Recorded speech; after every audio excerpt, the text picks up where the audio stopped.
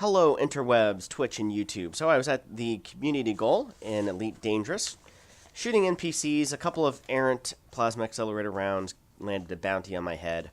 And there was about 5 or 6 Shield of Justice power play NPCs that were engaging me, small ships like Eagles, not really of much consequence.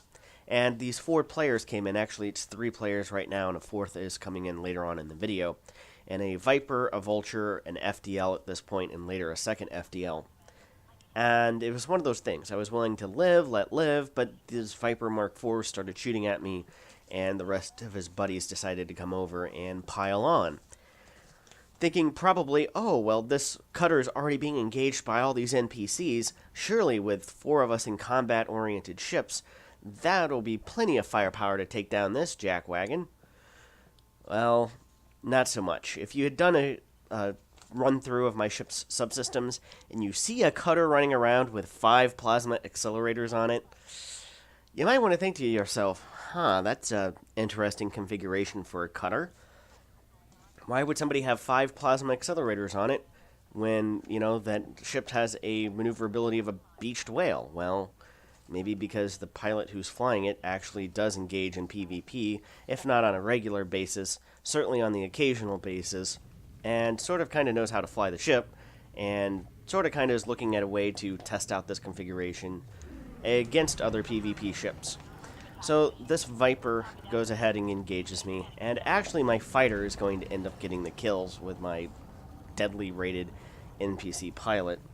I have a pair of pulse laser turrets on the nacelles. If I was properly wanting to be configured for basically PvP, I would be having a Grom bomb on one nacelle and a Cascade rail on the other nacelle.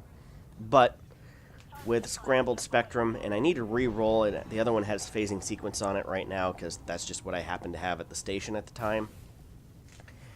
I would really like to get long-range emissive or efficient emissive on the other one as a utility.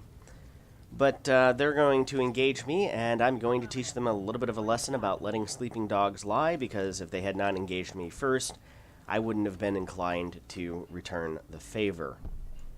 And that's all she wrote for the Viper. Now on to the first FDL. Now I do scan over and look at this Vulture, and the Vulture might have been the smartest one of the lot, because he was about 7 or 8 kilometers away. He had chose to disengage at this point, and violating kind of one of the bulk edicta, which is don't leave your wingmen, and continue to help them out in fighting, but he decides to bow out of this fight.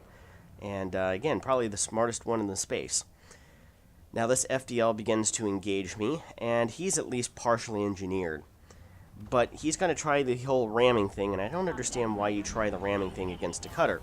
In particular, word of advice, don't try it against my cutter, because I will ram you back, and I know for a fact that I'm probably heavier than you are, as I tend to run with a lot of armor and hull reinforcement, module reinforcement. And at some point, I decided to ditch lightweight mods and go with heavier weight mods that are more utility, like longer range sensors and things like that, because I realized I'm not getting above about 430 in this configuration, speed-wise and boost, which is still quite respectable, nor am I going to get above about an 18 light-year jump range either. So in that terms, I decided that going heavy would probably be the better idea, so that when ships did try to do the whole ramming thing, they just simply bounce off and take a lot more damage than I did, which happens throughout this fight. Now, either they're not very experienced in piloting skill, which is entirely possible, or they don't, or they're trying this ramming tactic and it backfires horribly on them throughout this fight.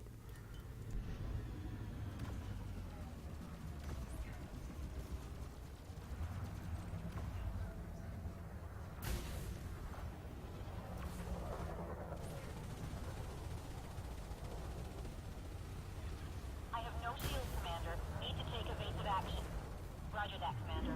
Moving to engage. Under fire, hull at 50%.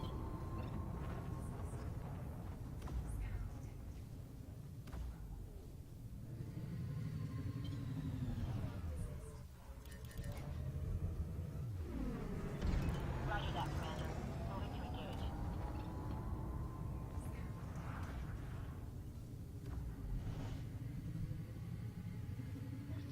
I have no shield, Commander. Need to take evasive action.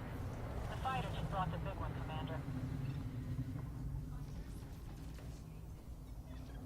Roger that. I'll take care of the mothership, Commander.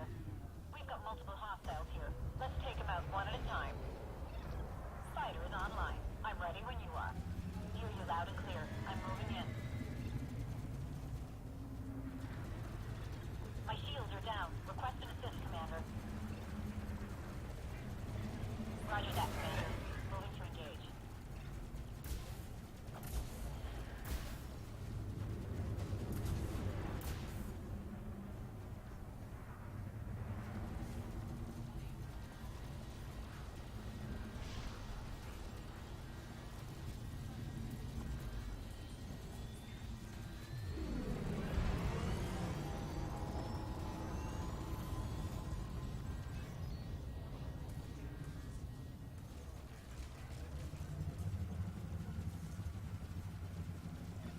Copy that, Commander. Engaging enemy. So once again, when I'm talking about the ramming tactic, here it is again, and I'm not sure if that's because lack of ability in piloting skills or he meant to do it. Anyway, his shields are down, and that takes him from about 30% hull down to 7% hull. And at that point, this fight is over for him.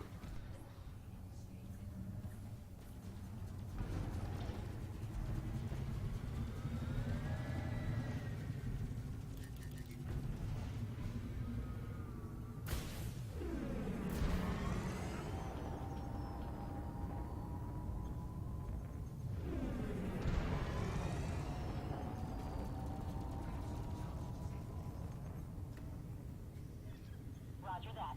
I'll take care of the mothership, Commander. We've got multiple hostiles here. Let's take them out one at a time.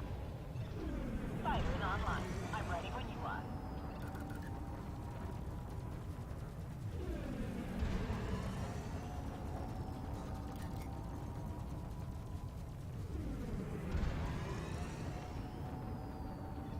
Affirmative. Maneuvering to attack position.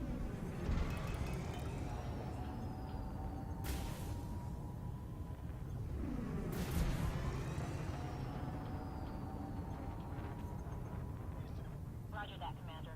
Moving to engage. Hear you loud and clear. I'm moving in.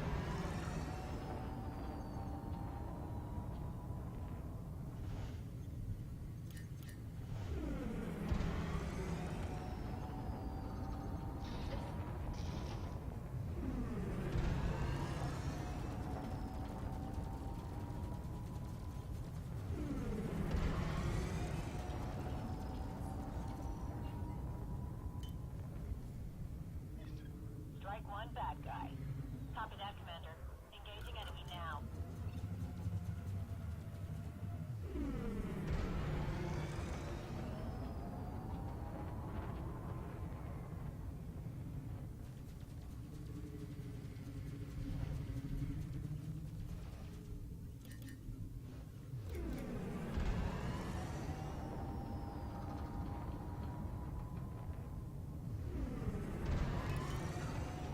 They're trying to escape, Commander.